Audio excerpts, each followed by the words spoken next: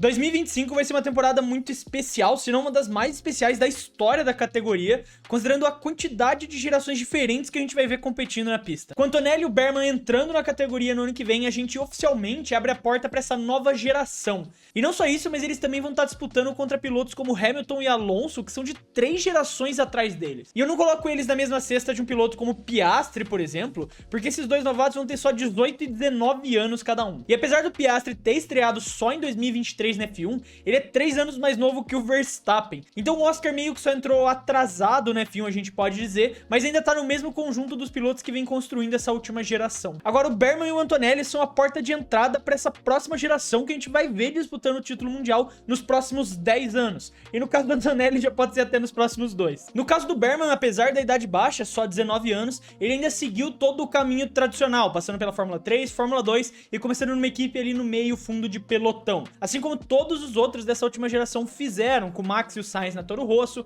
o Leclerc na Sauber, o Norris e o Piastri entrando na McLaren quando ainda era um carro muito fraco nos dois casos, e o Russell fazendo 3 anos de purgatório na Williams. E eu sempre acho muito engraçado que ele, assim como o Leclerc, venceu a Fórmula 3 e a Fórmula 2, mas diferente de todos os nomes dessa lista, teve que ficar 3 anos preso numa equipe de fundo de pelotão antes de ter essa oportunidade numa equipe grande de fato. E o Berman vai passar por um cenário até parecido que o do George, mesmo não tendo sido campeão nem da Fórmula 3 nem da Fórmula 2, ele ainda assim vai ter que ficar um bom tempo preso nessa Haas, porque ele é da academia Ferrari, e quando a gente olha para a dupla da Ferrari, Hamilton e Leclerc, não dá pra ver uma vaga se abrindo nos próximos anos. Então é bem possível que ele passe pelo menos umas 3 temporadas competindo ali pela Sauber. Pela Haas, eu tô com Sauber na cabeça de tanto vídeo do Bortoleto que eu gravei. Agora, diferente dele, o Kimi Antonelli já vai ser jogado numa bomba de pressão que é disputar um título mundial de construtores e talvez, dependendo das circunstâncias, até de piloto, tendo só 18 anos. O que é uma situação que você pode traçar um paralelo com o que o Hamilton fez em 2007, quando ele estreou na McLaren já disputando o título de pilotos e construtores, só que no final acabou perdendo muito por culpa de um erro de inexperiência dele mesmo no GP da China, indo para na Brita e sendo obrigado a abandonar uma corrida que ele pontuaria.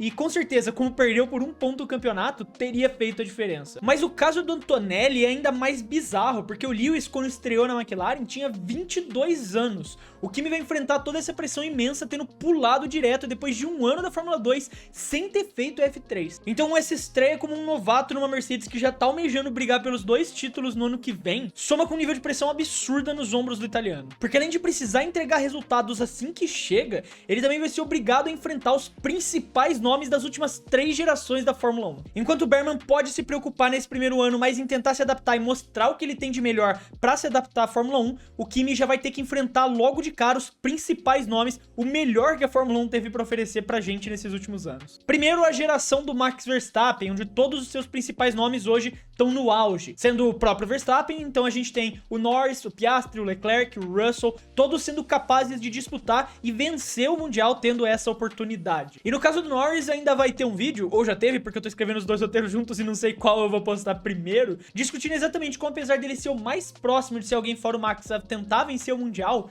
ainda vive uma situação muito bizarra pra isso acontecer. Mas o fato é que todos esses nomes provaram já que quando o carro permite, eles podem vencer corridas, disputar pódios e até um Mundial. O principal problema é que isso não acontece há alguns anos já, porque o Max Verstappen e a Red Bull estão dominando a Fórmula 1 desde que virou o regulamento e não deram chance para esses outros pilotos se provarem, tirando o comecinho de 2022 ali com a Ferrari e agora o meio final dessa temporada com a McLaren também conseguindo fazer isso. E agora com essa nova geração finalmente tendo a sua oportunidade entrando na Fórmula 1, mesmo que muito jovens ainda, vai sobrar cada vez menos tempo e oportunidade para esses pilotos todos que eu falei fora o Verstappen tentarem ganhar o seu Mundial. E eu acho muito engraçado que mesmo todos esses nomes merecendo e tendo a qualidade para disputar um título, talvez metade deles, e se pá nem isso, consiga realmente conquistar esse título daqui 10 anos, por exemplo. Então essa é uma geração que trouxe muitos pilotos com muita qualidade para a Fórmula 1, mas por conta desses períodos de dominância, seja no final ali do Lewis e nesse começo do auge deles que o Max dominou tudo, vão ter muito pouco tempo para de fato cada um tentar disputar o seu Mundial. E aí entra então essa terceira geração, que é a que tá começando a se desfazer agora na F1, que são daqueles pilotos que começaram ali na época de 2010. Envolve nomes como Ricardo, Magnussen, Hülkenberg, o Bottas e o Pérez. E pro ano que vem a gente já pode ter 4 desses nomes fora da categoria. A única certeza que a gente tem confirmado pro ano que vem é que o Hülkenberg vai ficar. O Bottas também tá praticamente confirmado ali na Sauber, mas a gente ainda tem que esperar o anúncio oficial para realmente bater esse martelo. A mesma situação do Ricciardo, que provavelmente vai ser demitido pela Racing Bulls ainda nessa temporada, inclusive, para trazer o Liam Lawson. E o Pérez, porque ainda tem uma certa incerteza se ele realmente vai continuar no ano que vem por conta das performances negativas dele. Agora o Magnussen com certeza tá fora pra temporada do ano que vem. E pra ser honesto com vocês, de todas as 4 gerações que a gente vai analisar aqui nesse vídeo, essa com certeza foi a mais fraca de todas. O único que realmente apresentou uma capacidade para tentar vencer o Mundial foi o Ricciardo entre as temporadas de 2014 e 2018, onde todo mundo afirmava que ele seria campeão mundial um dia. Exatamente como se fala dos nomes da geração atual que eu falei, Russell, Norris, Leclerc, Piastri, que todos eles merecem e vão ser campeões mundiais um dia. Só que isso nunca aconteceu pro Daniel e também para nenhum dos outros nomes dessa geração, porque eles pegaram as dominâncias do Vettel e do Lewis. Claro que é muito difícil a gente afirmar que qualquer um deles teria de fato vencido o Mundial, já que ninguém nunca chegou a ter um carro pra isso de fato. Mas tirando o próprio Ricciardo, se você coloca qualquer um desses nomes que eu falei dessa geração numa Mercedes competindo contra o Lewis, eu não acho que, assim como o Rosberg, eles teriam conseguido vencer. É só a gente ver o que o próprio Bottas fez no período que ficou lá. Mas o nome que eu acho muito importante ressaltar em tudo isso aqui, que eu acho até uma exceção a quase tudo isso que eu tô falando da geração, é o Nico Hülkenberg. Talvez ele seja o nome mais injustiçado de toda essa geração, porque ele realmente nunca teve um carro capaz de disputar nem pódio direito. Ele tem toda essa zoação de que nunca conquistou um pódio, de que nunca chegou lá, mas todas as vezes que ele teve uma oportunidade, e algumas vezes realmente jogou fora, como no GP do Brasil mesmo, ele tava fazendo isso com um carro que teoricamente não era pra estar lá. Mas considerando os carros que ele pilotou ao longo da vida, ele sempre trouxe resultados muito sólidos e foi um piloto muito competente. É só a gente ver, por exemplo, o que ele tá fazendo agora na Haas. E por conta disso, merecidamente recebeu um contrato pra Sauber em 2025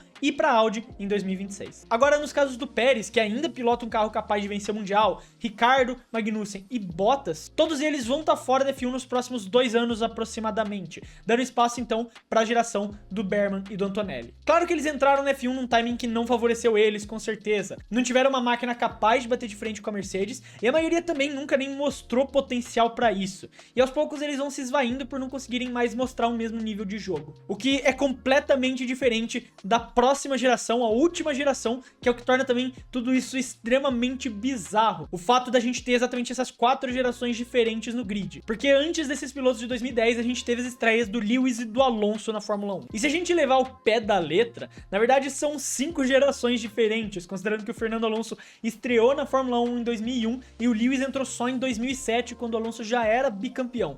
E até, bem curiosamente, o Fernando venceu o seu primeiro Mundial antes do Antonelli ter nascido. E agora eles vão correr juntos na F1. Mas mesmo com essa distância do Lewis e do Alonso, quando a gente considera pela quantidade de temporadas que eles competiram juntos e o fato de que daqui a algumas corridas vão ser sozinhos os 2 recordistas de mais GPs na carreira, eu coloco eles na mesma cesta para essa análise. E principalmente o fato deles serem completas aberrações do esporte.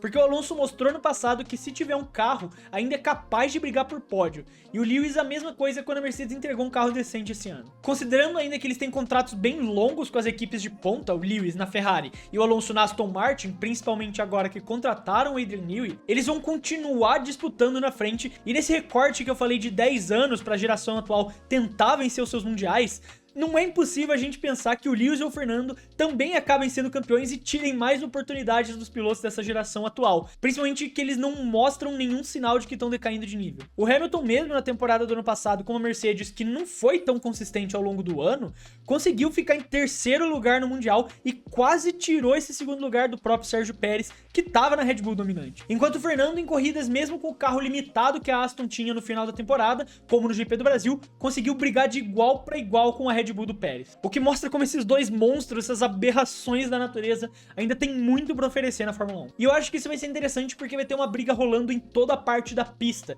Enquanto o Antonelli vai ter que se provar contra os pilotos de ponta de 3 gerações diferentes, o Berman vai estar lá atrás tentando também se mostrar contra as 2 gerações passadas para cavar o seu espaço na categoria. E exatamente isso para mim torna a temporada de 2025 e potencialmente 2026 uma das mais incríveis da história da categoria, com essa guerra no pelotão todo todo pra tentar mostrar o seu valor no esporte enquanto ainda não é a sua vez de ser substituído. Mas aí tal, porque eu acho que a gente tá pra ver algo único na história da Fórmula 1, essa briga de gerações. Eu quero saber a sua opinião, então não esquece de escrevê-la aí nos comentários. E se você gostou do vídeo e quiser ajudar o clube, você pode fazer isso se inscrevendo no canal. E também você pode ajudar o clube se tornando membro, clicando aqui embaixo no botão Seja Membro, que é uma forma simbólica de você ajudar a gente a poder continuar produzindo esses conteúdos, só que também vem com alguns benefícios, como por exemplo, esses vídeos, os vídeos longos, você recebe com antecedência, você pode participar de enquetes para decidir temas de vídeos futuros também, e você vai ter prioridade nas respostas aqui dos comentários e também no comentário do dia. Além de, claro, o mais importante de tudo, seu nome aparecendo aqui no bloquinho de membros. Muito obrigado para quem ficou até aqui e até o próximo vídeo.